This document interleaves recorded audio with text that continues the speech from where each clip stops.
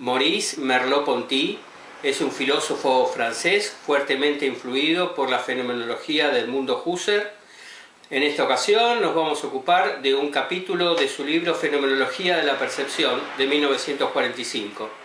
El título de este capítulo es El cuerpo como expresión y la palabra. Por lo tanto, nos vamos a ocupar fundamentalmente del cuerpo. En este punto, sobre la palabra y el cuerpo, vemos en verdad que el cuerpo queda ubicado en primer lugar.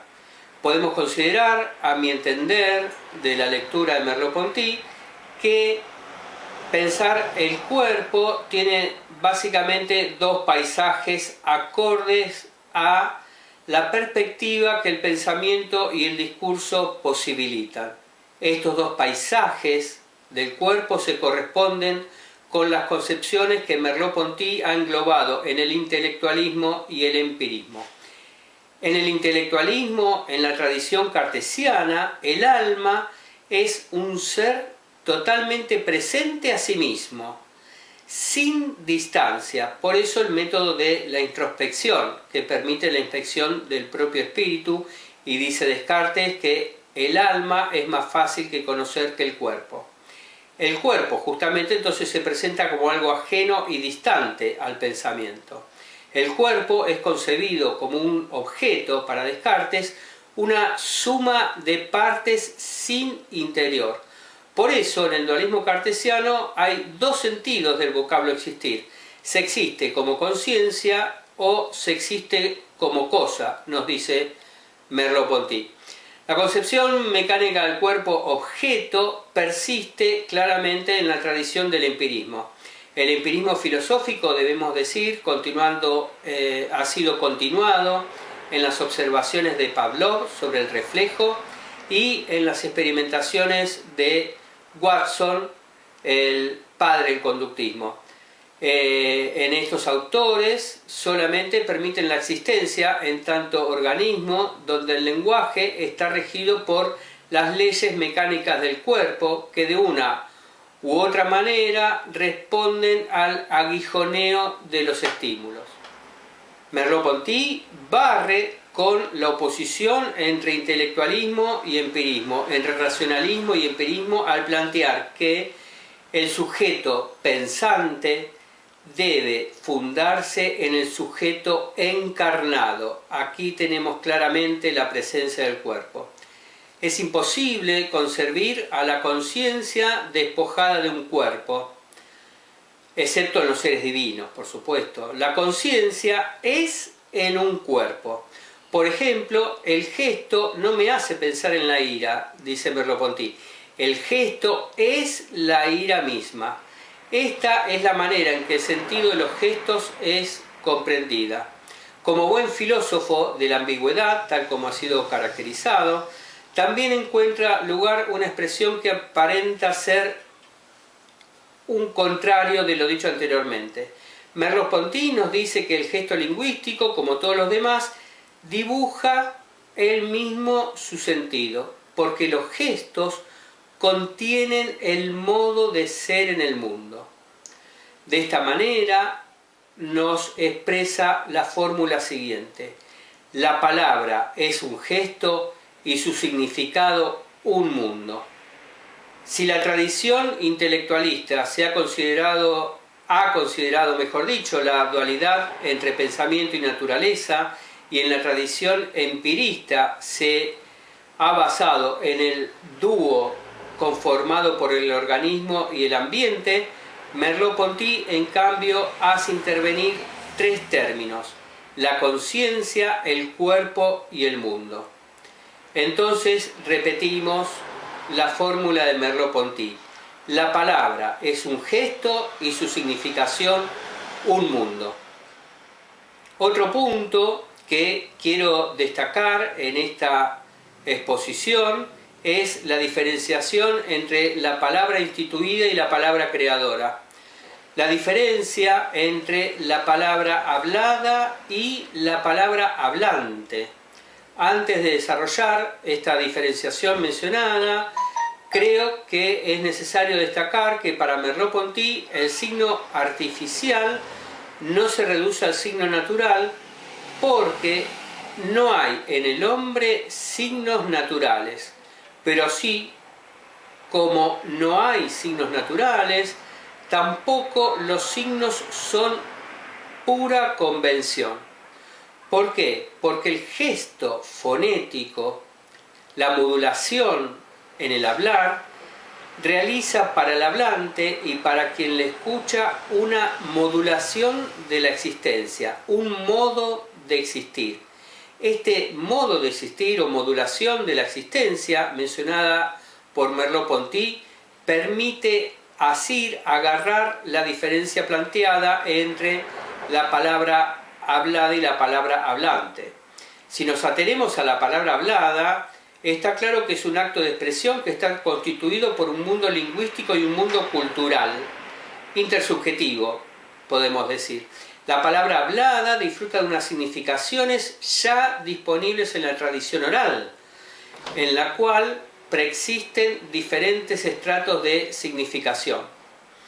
¿Qué más de la palabra hablada? También está presente en un mundo lingüístico intersubjetivo que ya no nos asombra y no logramos distinguir del mundo. Por lo tanto, veamos que cuando Merleau-Ponty habla del mundo, nos está hablando del mundo simbólico en el cual el hombre está inserto. Por eso no se puede distinguir la palabra hablada del mundo lingüístico. Pero a diferencia de esta palabra hablada, ya inserta en una tradición de manera intersubjetiva, también es cierto que es factible que una palabra pueda hacer surgir un sentido nuevo. Se trata entonces de una palabra que ostenta la modulación, el modo de una existencia. Se trata entonces, en este caso, de una palabra hablante. Cabe destacar que la comprensión de esta palabra hablante no está resumida en un párrafo ni en un apartado del capítulo, sino que está esparcida a lo largo del mismo, inclusive en alguna nota a pie de página, que algunas son imperdibles. También es nombrada por Merleau-Ponty como palabra auténtica o como expresión auténtica, también como palabra original. En este caso, la palabra auténtica es un gesto que da sentido por primera vez. Es una palabra que otorga un sentido humano al objeto. Esta palabra hablante tiene una intencionalidad significativa. Se encuentra en estado naciente una nueva significación. Son los primeros esbozos del lenguaje. Es la gesticulación emocional por la cual el hombre superpone al mundo dado el mundo según el hombre. En este sentido, la palabra hablante se aplica al discurso originario. Por ejemplo, cuando un niño pronuncia sus primeras palabras, también lo podemos encontrar estas mismas palabras, este discurso originario, en las palabras del enamorado que descubre su sentimiento, del primer hombre que llegó a hablar, o en la palabra del escritor que reanima la experiencia primordial, dice Merleau-Ponty, mucho más acá de la palabra como simple tradición oral. Y Merleau-Ponty agrega que es en el interior de un mundo ya hablado y hablante en el que reflexionamos. La operación de expresión, cuando está bien lograda, nos dice Merleau-Ponty, no solamente deja un sumario al lector y al mismo escritor, sino que hace existir la significación como una cosa en el mismo corazón del texto. La hace vivir en un organismo de vocablos, con lo cual está claro que el vocablo, la palabra, es imposible concebirlos por separados, sino que forman una organización. De ahí viene ese uso que hace el término organismo. Bien, vamos a pasar un ejemplo de la operación o del acto de expresión. Nos dice que el sentido de una obra literaria, más que hacerlo en el sentido común de los vocablos, lo importante es que él contribuye a modificar este sentido tradicional. Por eso es una palabra hablante, creadora de significados y creadora del mundo. En este sentido, para Merleau-Ponty, la palabra auténtica, la palabra original, segrega un sentido que no le viene de ninguna parte. Es una expresión auténtica surgida del exceso de nuestra existencia a propósito del ser natural. De esta manera podemos ir casi concluyendo. Los vocablos, las vocales, la manera de pronunciar las vocales, los fonemas, son distintas formas, dice, otras tantas formas de cantar el mundo. La palabra hablante es una manera, dice Merleau-Ponty, de celebrar el mundo y finalmente de vivir. ¿Qué más podemos agregar? Bueno, para Merleau-Ponty vivimos, dice, en una sola lengua. ¿Por qué? Porque las vocales en una lengua, las consonantes en otras, son las maneras para el cuerpo humano de habitar en el mundo. Es el cuerpo que habla, es un cuerpo hablante, puesto que manifiesta un sentido inmanente, inherente al cuerpo vivo. Entonces, vamos a repetir, se trata de que el cuerpo habla, el cuerpo es hablante, porque manifiesta un sentido inmanente, naciente en el cuerpo vivo. Con lo cual se ve la diferencia abismal con Descartes, que había concebido un cuerpo mecánico. O en el empirismo, que también en las proposiciones de Watson y Pavlov, el cuerpo funciona de manera mecánica, respondiente al ambiente. Y acá Merleau-Ponty nos habla de un cuerpo vivo, de un cuerpo viviente. Por lo tanto, tenemos que decir que el problema del mundo para el hombre empieza por el del propio cuerpo. Y en este sentido consiste, nos dice, en que todo permanece en él. Todo el mundo permanece en alguna medida en el propio cuerpo.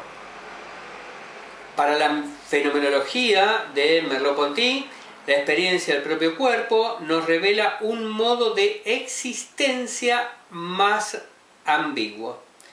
No puedo descomponerlo y recomponerlo al cuerpo. La unidad del cuerpo es siempre implícita y confusa. El cuerpo, nos dice, es siempre algo diferente de lo que es. No podemos disponer de ningún otro medio de conocer el cuerpo humano, el propio cuerpo, más que el de vivir, más que el de vivirlo. En síntesis, nos dice Merleau-Ponty, y esta es una fórmula claramente fenomenológica, soy mi cuerpo. Somos cada uno un cuerpo.